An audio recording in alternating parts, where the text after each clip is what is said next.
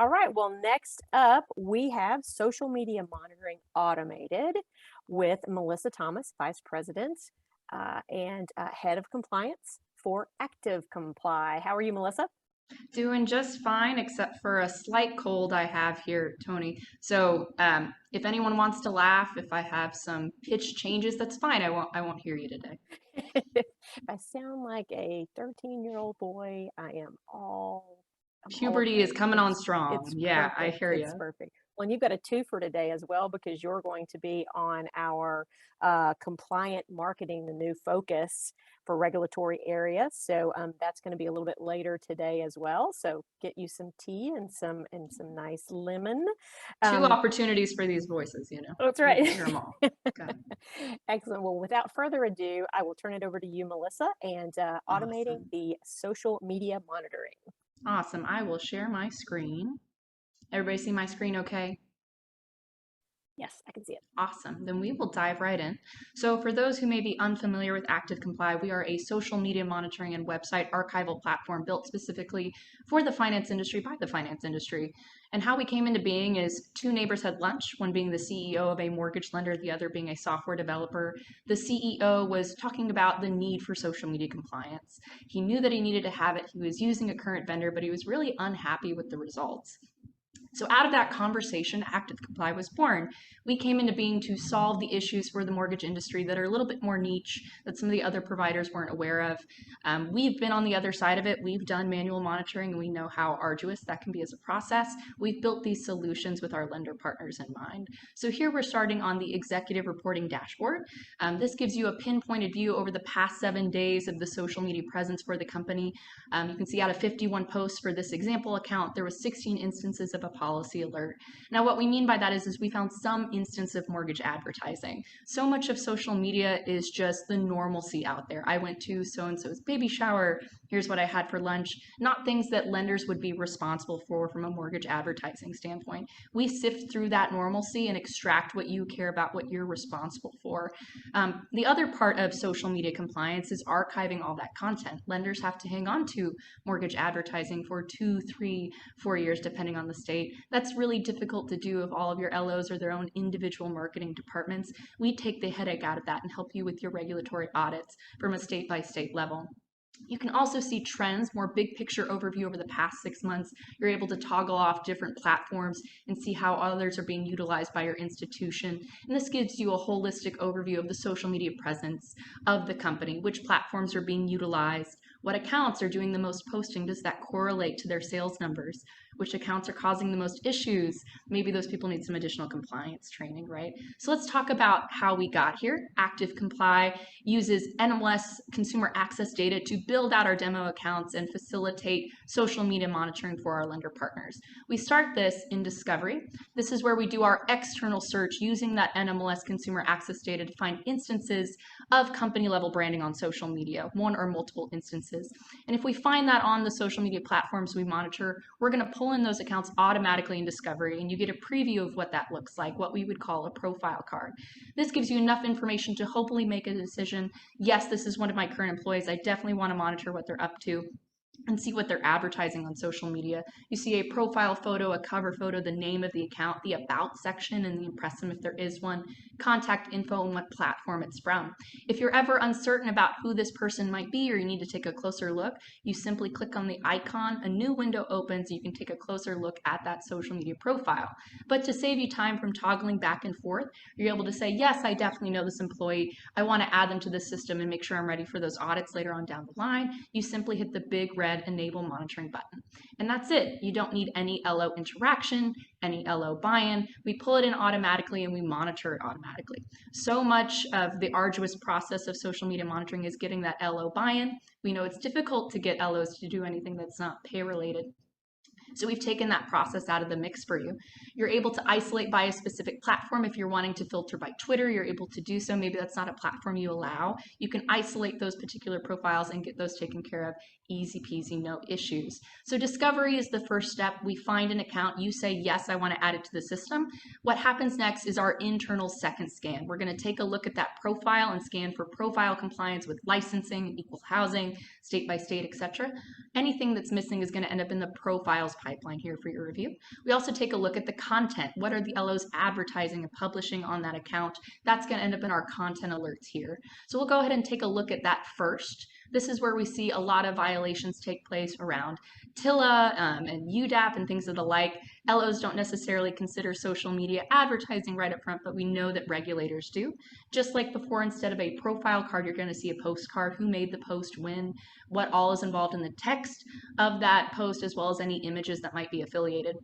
You're able to review the post and say if this meets your internal guidelines. You can add internal notes and work collaboratively with your team and say something along the lines of, was a photo release form obtained? This might be something of note, especially as consumers are more aware of their privacy options available to them, especially consumers in California. You're able to add those internal notes, automated date and timestamp to get things rectified. Then you're able to move items into different folders. Maybe this is an opportunity to work collaboratively. Maybe you make a new folder, something like for marketing review or something like that. You're able to move things over, make sure things are isolated, and get things held internally without getting lost within email chains.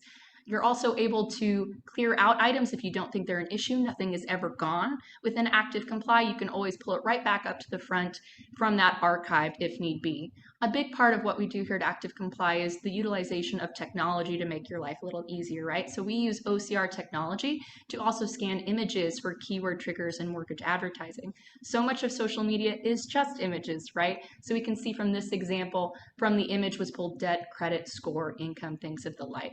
Keep in mind these terms are highly customizable. You can do words and phrases. We did have a lender recently add endorsed by Dave Ramsey as a keyword trigger while they were in the middle of a lawsuit with Dave Ramsey. So anything you as a lender would need would be really accessible to you within ActiveComply. Let's talk about profile compliance now. This is where we see the vast majority of regulatory citations. These are the low-hanging fruit for regulators, right? These are always readily available. A post might not be great and it gets buried and a regulator never sees it. Profiles are front and center. Those are those electronic business cards that are always available to them. So just like before, we see a profile card, but you'll notice it looks a little different. We have profile flags at the top, isolating what's missing from the account, what needs to be added by the LO. That way you can get a comprehensive overview. You see that we have missing California licensing information, so we do state by state on an individual basis for each LO and their licensing. Again, we get that directly from NMLS Consumer Access, but we're able to add in custom triggers like company standard disclosure is missing, or maybe you have a privacy policy. We can get as customized as needs be for these individual profile triggers.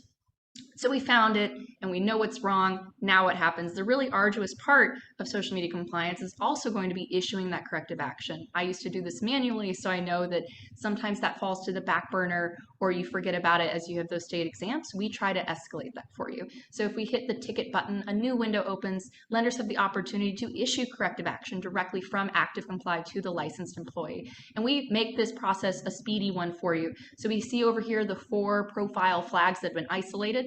That corresponds to pre-populated text for requested actions, what the LO needs to add. We also title it for you. We even pull in their email address if we can directly from the social media platform. You can add in optional descriptions. Maybe this person doesn't have an approved cover photo, right? You're able to direct them to your intranet page to get an approved cover photo on that page. You can also do violation categories. This is great for your historical reporting to look at where maybe there needs to be additional training for those LOs. You can choose to send the ticket now or do a send later to do a bulk send to the LO at the end of the day. We will also send out reminders to bug the LO for you on your behalf. So that's corrective action, and you have the ability to look at alerts and profiles and audit in that way, but you have some additional ways to audit based on your organization. You can audit by branches if need be, or you can go so far as to audit by individual contacts. If we go to the contacts page, you're going to see a contact card for every licensed employee based on NMLS Consumer Access. It will be filtered by currently licensed, but you can look at those terminated employees to get those issues rectified. You can even filter by state. So maybe you have a California audit, you filter by California, and you can do that export for regulators. You can also take a look at individual employees and make sure they're up to snuff so that you're ready for those audits. Maybe it's your top producers, maybe it's your problem children. You get a comprehensive look at the social media presence for that employee and can get things fixed relatively quickly. We also look at some other things. We look at reviews and complaints. We capture those for you. We look at inappropriate language, violence, substance abuse, as well as political terms, social justice movements. You as the lender can make a lot of customizations around this folder. We also look at websites. Where are they ultimately sending the consumer at the end of the day, right? Is it to a rogue GoDaddy website that you've never heard of? We're able to capture those for you so that you can get them rectified or maybe get them up to snuff if that's something that your organization allows. And again, keep in mind you're able to customize what's in ActiveComply. So we'll add a new trigger today. Maybe pre-approval isn't something that your organization offers. Maybe your LOs need to be talking about pre-qualification and not pre-approval letters, right? You're able to make a new term, decide where you want to see it. I just care about it on web page or Instagram. I just want it on content or not on profiles, online reviews. If you like the term, you want to see it everywhere, you can save it as a trigger, and then you decide where it goes. Maybe it goes to that general alerts pipeline. Maybe it goes to a specific person's folder. You have a lot of control over that workflow process. And I think I'm nearly at time, but that's the high level overview of the ActiveComply solution. Thank you so much, Melissa. Appreciate that. As you were going through, I was Sure. like, I wish there was something like this for my children's texts. I know. How do I Can I incorporate can this in I my everyday life? can I Yeah. monitor that for just keywords? Because that would be fantastic. Oh no, well, thank you so much. Appreciate all that you have been doing for us. You've been so active in the 12 days of TMC, and we really Good do pun. appreciate you bringing bringing you all of your expert advice and information to us. So everybody, please be sure to tune in at 4:30 Eastern time today for the Compliant Marketing, a new regulatory area of focus. And Melissa and our own Gabby Mendocino will be on that panel along with several other of our lender partners. So thank you again for that. You did get one chat comment that says ActiveComply seems like a great product and something that we have been looking for, especially given the recent CFPB comments. So thanks, Melissa. It's been So big. We've been busy. The CFPB is on the lookout. Everybody be aware. yes, absolutely. And you were on a different panel talking about reviews and how the NMLOs may be responding to those reviews directly and maybe not in the company's appropriate fashion.